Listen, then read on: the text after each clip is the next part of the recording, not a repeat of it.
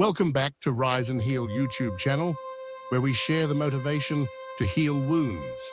Today, we will heal a wound, conquering desire, a story of fall and rise. Imagine you are standing on the top of a high mountain, looking down at the world below. You feel like you can conquer everything, but just one wrong step, you can fall into the deep space. Today's story will give you a dramatic process of fall and danger, about how a monk lost everything because he could not control his desire. Let's explore and learn from these valuable lessons. Deep in the forest, there lived a monk in a small hut that he had built himself. He devoted his life to spiritual practice and celibacy. One day, the king went hunting and got lost in the forest. Tired and thirsty, the king found the monk's hut and was rescued. In return, the king invited the monk to the palace and assigned a beautiful maid to take care of him. The maid took care of the monk with all her devotion. She served him food and took care of him while he slept. The monk, who had never lived near a woman, began to feel attracted to her beauty and gentleness. Lustful thoughts began to appear in his mind, and he lost his inner peace. One day, the monk asked the maid, "Are you married?" The maid replied, "Sir, I am not married yet." The monk's heart was filled with desire. He asked, "Can you meet me outside the palace one day?" The maid smiled and agreed. From then on, the monk no longer focused on his destiny. He only thought about the maid and waited for the morning to come to meet her. When the sun rose, the golden incense came to her house. The maid welcomed him warmly and served him delicious food. But in the monk's mind, an internal battle was going on. He wondered whether he should kiss her or not. On one hand, he was afraid of losing the spiritual path he had been pursuing for many years. On the other hand, her beauty was drawing him closer. Finally, the monk decided to wait a few more days before proposing. But deep down, he was also afraid. He thought, "Will she accept me? After all, I am a monk, and she might not accept a marriage proposal from someone who has renounced the worldly life." From that day on, the monk started visiting the maid's house every day, spending hours there. The villagers noticed this unusual behavior and reported it to the king.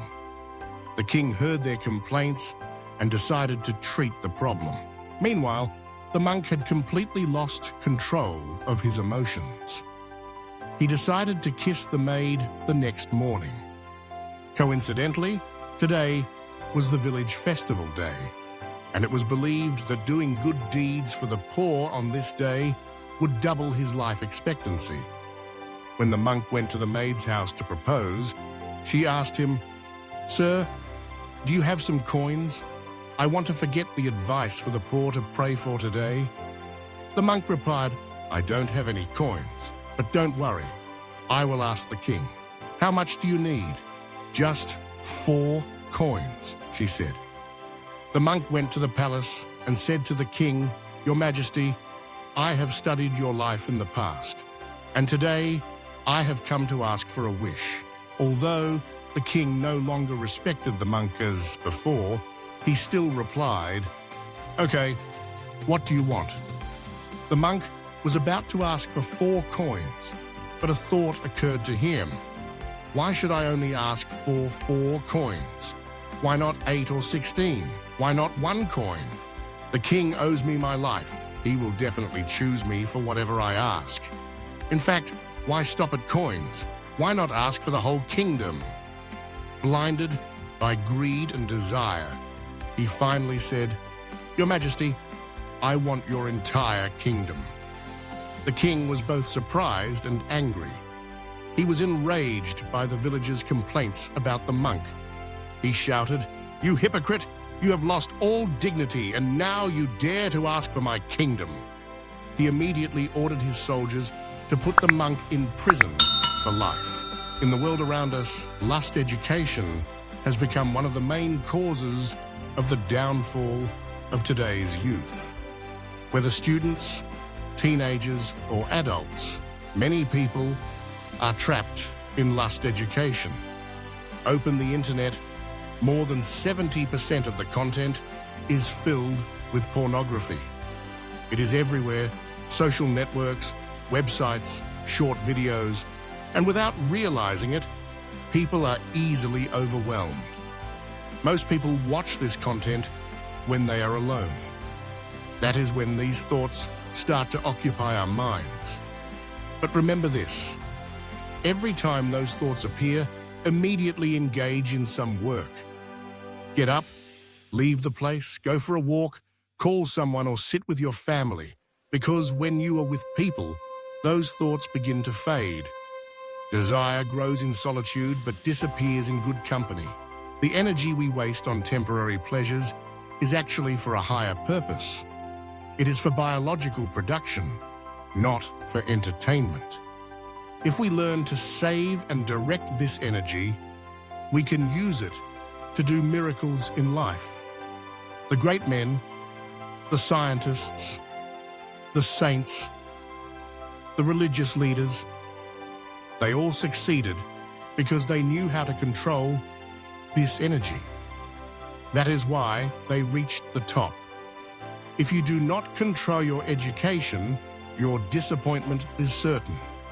But if you do, you will gain focus, strength, self-respect, and the ability to shape your future. So make the right choice today. Because when you go beyond your pleasures, you go beyond the ordinary and get closer to your true source of energy. The story of the monk and the maid is a powerful warning about the dangers of lust. Lust can destroy the sanity and discipline of a person's senses, leading to downfall and loss. However, if we learn to control our lust, we can gain focus, strength, self-respect, and the ability to shape our future. Ask yourself, are you in control of your lust? Are you using your sexual energy for higher purposes? If the answer is no, start today. Get involved in positive activities, surround yourself with good people, and learn to direct your energy. If you find this video useful, please subscribe to our channel, comment, like, and share with your loved ones. Let's learn and grow together, go beyond education, and get closer to our true potential. Thank you for watching. The above content has been rewritten in an emotional and motivational style, and at the same time, the law of fair use of content is encouraged. The content has also been expanded and supplemented with specific example stories to make the content more attractive and engaging. Share with your loved ones and friends to watch the new movie of Rise and Heal at 6 p.m. every Thursday and Sunday. Thank you very much, and see you again.